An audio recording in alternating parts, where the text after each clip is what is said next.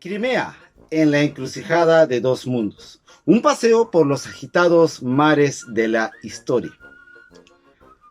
Soy Miguel Fullita y sean bienvenidos, como todos los lunes del milenio, a Batiburrillo, la aventura del conocimiento.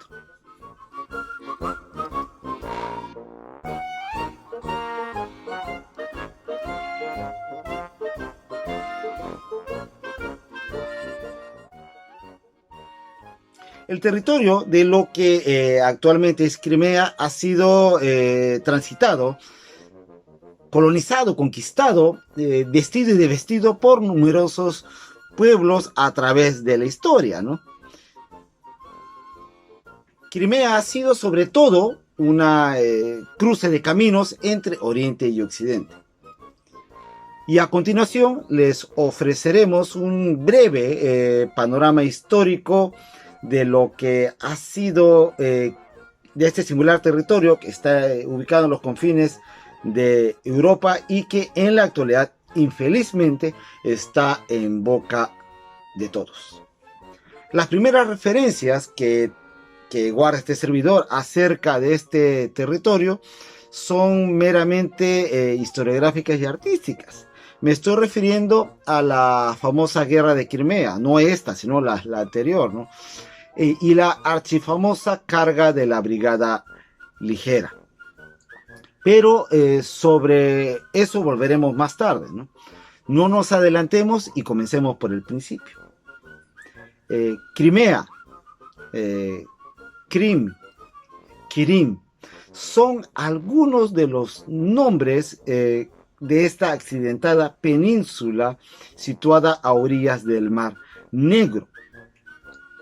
Los registros más antiguos señalan que los cimerios, un pueblo proveniente del Cáucaso, ocupó la península alrededor del siglo X de antes de la era cristiana. De esta etnia se deriva el nombre Quimeria o Cimeria, el país de los cimerios. Luego llegaron los tauros y los escitas desde las estepas continentales y se repartieron el territorio. Entre los siglos 7 y 5 a.C. llegó la civilización griega en forma de enclaves coloniales en el litoral. Los griegos llamaron al país Táurica en honor a la etnia de los tauros. Se fundaron así numerosas ciudades: Quersoneso, Feodosia, Panticapeo, Fanagoria y otras que prosperaron hasta convertirse en un estado helénico ultramar, llamado el Reino del Bósforo, siempre hostigado por enemigos foráneos, ¿no? En el siglo I a.C., Roma llega hasta el Mar Negro y Crimea cae bajo la influencia romana por aproximadamente 3 siglos. Ya en decadencia el Imperio Romano, la península es invadida por los godos, una feroz tribu escandinava que desplazó al alicaído influjo romano en la región. Así establecieron un reino gótico en la ribera este del Mar Negro que sobrevivió durante casi un milenio, sometiéndose a la convivencia o, en último caso, vasallaje a otros pueblos más poderosos. En el siglo IV de la era ya cristiana aparecieron los temibles hunos, los de Atila, y los godos pudieron, con mucho esfuerzo, sobrevivir a ellos. Un siglo después, el reino se cristianiza bajo la influencia de Bizancio. En el siglo VII aparecen los házaros, procedentes del Asia Central, y se establecen en lo que es Ucrania meridional y gran parte de la península de Crimea. Bizancio, por su parte, también establece enclaves coloniales en alguna parte de la península. Alrededor del siglo XI de la era cristiana invaden el territorio la confederación de los cumanos y los kipchak, pueblos originarios de las estepas euroasiáticas. y a partir del siglo XIII se establecen colonias comerciales de la República de Génova en la costa meridional de Crimea. También en el siglo XII irrumpen en Europa oriental las fuerzas del Imperio Mongol a través de la Horda de Oro, y esta última conquista toda la Rus de Kiev y somete a fuerza y tributos a los reinos conquistados. Como continuación del dominio mongol se establece en el siglo XV el Kanato de Crimea o Estado tártaro de Crimea. En el siglo siguiente, el Imperio Otomano, que había extinguido ya al Imperio Romano de Oriente, absorbe al Kanato de Crimea en calidad de protectorado. En el continente las cosas habían tomado otro cariz.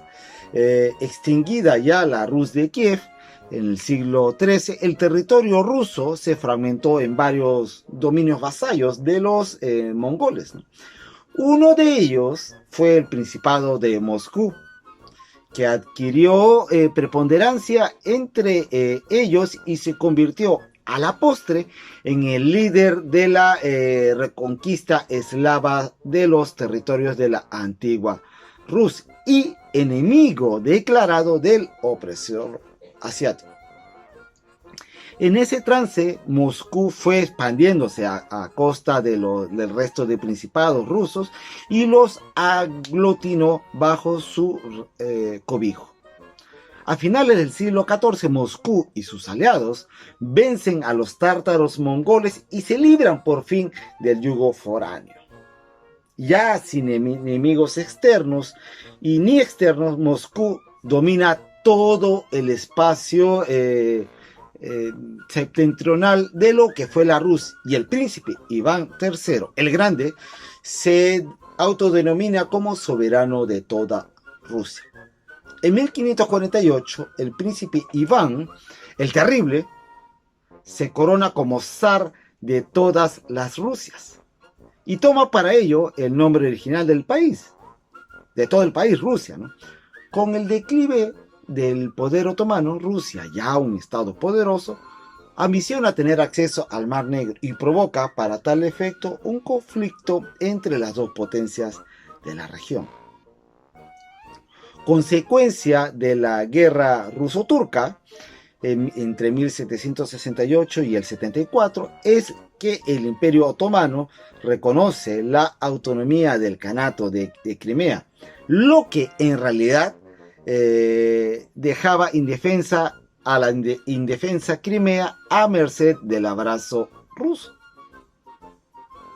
Pues bien, de acuerdo al Tratado de Paz, Rusia obtiene la potestad de construir dos ciudades-puertos, Sebastopol y Odessa. Este último, fundado por José de Rivas, militar español al servicio del Imperio ruso. Y al primer parpadeo otomano, que no demoró mucho, Rusia se anexionó unilateralmente la totalidad de la península en el año 1784. Hagamos acá un paréntesis aquí para notar que el territorio hasta ese momento fue trajinado por muchísimos pueblos: cimerios, escitas, tauros, griegos, romanos, godos, varegos, eslavos, jázaros, hunos, alanos, mongoles, kipchaks, cumanos, mongoles, tártaros, bizantinos, genoveses, venecianos, otomanos, judíos y rusos, entre otros. Vaya, vaya, todo el mundo pasó por aquí, solo faltan extraterrestres, ¿no?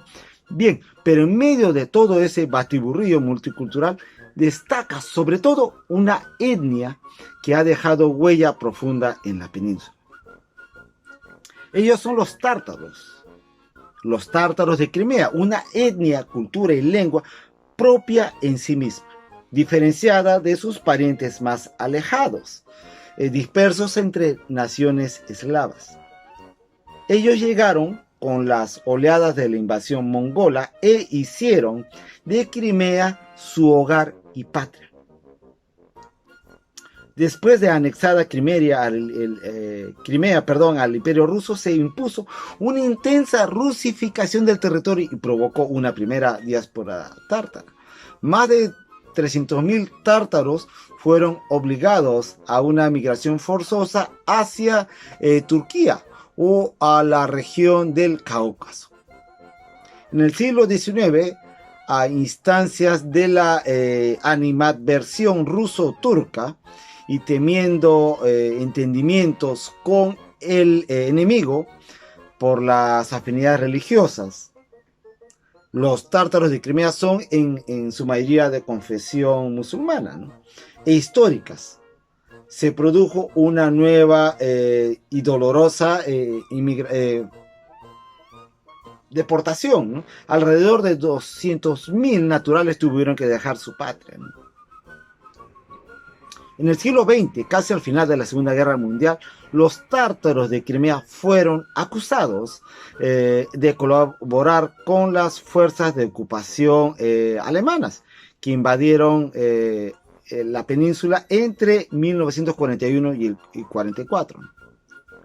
Liberado el territorio ya bajo control soviético, el régimen estalinista ordenó una nueva deportación masiva de alrededor de 200.000 tártaros al Asia Central. Y no fueron de paseo, que van. Muchos no sobrevivieron. Solo en los años 80 y 90 a muchos de los exiliados y sus familias les fue permitido regresar a Crimea, la patria del exilio. En la actualidad, la composición étnica de la península indica que más de la mitad de la población es rusa étnica.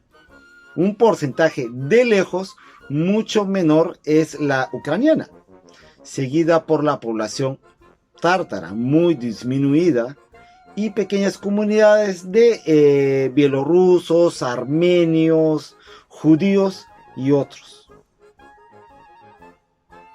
Decíamos que el Imperio Ruso se adjudicó de facto la Crimea, ¿no? Y la convirtió en una provincia estratégica, ¿no? Sede de la flota imperial del Mar Negro, ¿no? Por su parte, al otro lado del Mar Negro, el otrora poderoso Imperio Otomano languidecía y se marchitaba.